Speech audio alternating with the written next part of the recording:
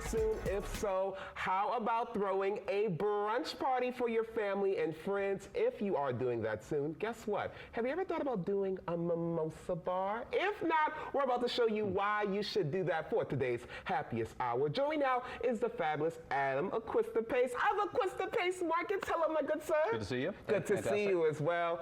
All my friends know if it says bottomless mimosas, it is for me. But we're doing it at home today, so it's really going to be bottomless. First, I got to ask you this, though.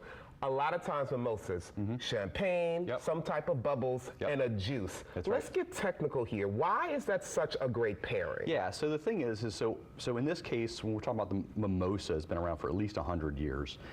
Orange juice, we're using orange juice. Orange juice is sweet and has lots of acidity. And so one of the things, so if you want to kind of balance that out, so sweetness is balanced out by not only acid, but bubbles. So bubbles in the sparkling wine are going to give a perception of dryness. So you can add a little bit of sweetness, and that bubbles are, think of like a soft drink. It's got bubbles in it. If you drink it where it's flat, it's super sweet. Super sweet, super sweet. So those bubbles really give a perception of dryness and really elevate the flavor of whatever you're drinking. Yes, and today we have some fresh squeezed orange juice. Shout out to Josh from Louisiana. He squeezed it for us. He did. What do you love about orange juice? Why is that one of your preferred juices? Well, so this would be the traditional way to make a mimosa. And so there's a couple of real important keys that we get asked a lot about when people are trying to make mimosas or any sort of brunch type of a drink. Yeah. You want to make sure that you get the best juice that you could possibly find. So whether it be the best, orange juice, or if you want to make a Bellini, use the best peach juice. Yes. You want the best juice you can find. Bubbles. The price of the bubbles is less important than the quality of the juice. Mixers, the things that you use to mix with are the majority of the drink, and that is the most important ingredient in anything that you make. The spirit is important, but you don't want to make a real high quality drink with great spirits and really kind of go down on the mixers. You really want to focus on the mixers. I completely agree, and I love that you have bought us so many different types. We have apricot, mango, peach, so many different things that you all can use when it comes to juice. Like I mentioned, we're using orange juice because it's classic. What bubbles are you using? So I'm using Kramer Blanc de Blanc. So when you're making a that sound. I know, when you're making a good 45-degree angle, perfect. So when you're making a great mimosa, so the ratio is 1 to 1. Oh, maybe for you it's, it's 3 to 1. It's like 3 or 4 to 1. Right. So 1 to 1. So if you're going to make a traditional one, so you can put other things in there. I mean, we can put strawberries, we can put blueberries. You can really put whatever else you want to put in there. It's a mimosa bar. Whatever you think would be great. Now, so the way we kind of mix this up a little bit is you can add all of these other flavors to it, and you don't need to add much. So if we're going to make a traditional one first. So we're going to bubble. So this is the thing. Whoa. Oh, you got it. You got it. I believe in you. You got it. So what happens is the bubbles, it's about to overflow. So the bubbles actually they're stirring it up on its own. So you want really good orange juice. But the thing is, so if you're going to use something else that's sweet, so in this case, we'll make you something a little different. So which one of these would you prefer? We've got some amaretto. We have let's see, some Chambord. I see lavender syrup here. I see some rose simple syrup. That's right. Okay. Maraschino cherry. Okay, let's try the maraschino cherry. Let's do that. All right. Now this is the thing.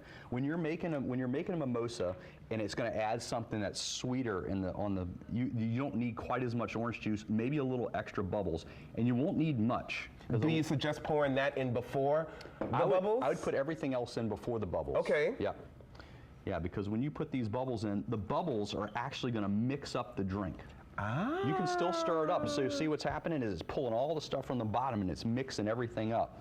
I mean, look at this. You know what I love to do? What's that? I like to get like the rock candy, use it as a stirrer. That's cool. Then I would stir it in there. Yes. And the sugar dissolves in the mimosa. You like it real sweet. I sure. Well, when you're born sweet, you go to what you feel like, So it's about finding the balance. It's about finding the balance. I'm going to add some strawberry in Absolutely. Now, I got to ask you as an expert. I know you've had a mimosa or two. What would you add from this selection here? So I don't know. I kind of like the amaretto style.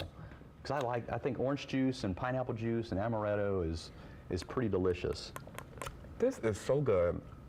And all we added was just a little bit. That's it. Yeah. So we'll add a little. We'll add a little. So the amaretto will give it what, more of a sweeter taste? How would you describe the flavor? So it's amaretto. It's made from almonds. Oh, delicious. And then I love the other selections here, the Chambord, the simple syrups. What are the other different types of champagnes that you have brought us? So this is the key. When you're pouring, you want something that's good and dry. Okay. So you want it to be brut. You don't necessarily want it extra dry because that's sweeter. So you want a really good dry sparkling wine. So in this case, this one is brut. So this is Gloria Ferrer Brut. And this is a Castel St. Paul, which is a Brut Nature, which is really dry. If you want to, if you don't necessarily need to get some. I mean, if you can pour some great champagne if you want to. I mean, you can pour Dom Perignon if you want to. Hey. But the thing is it's all about the orange juice and all about the other things. Because if you pour Dom Perignon in there, you're going to drown out all of those things that you're paying for. So you just want a really good sparkling wine. It can be champagne, but you don't need to spend a fortune. This has an amaretto in it? It does. Okay, I'm gonna try it. Yeah. Let me try it. Okay, this orange juice is out of this world. Pretty cool, Shout out huh? to Josh from Louisiana. It is delicious. And then the Luxor maraschino cherry. That's right. That is so good. Look, thank you so much for being here. You're welcome. Brunch starts right after the show. That's Okay, right. thank you, Adam, as always. And look, if you all want to pick up any of the ingredients you see here, including the food for your next brunch, head over to Acquistapace. They have 3 locations, one in Cummington, one in Mandeville, and one in Slidell. For more on all they have to offer, Acquistapace.com. And remember, everyone, always drink responsibly. That was delicious. Sorry, stick with us, everybody. We'll be right back with more Great Day, Louisiana.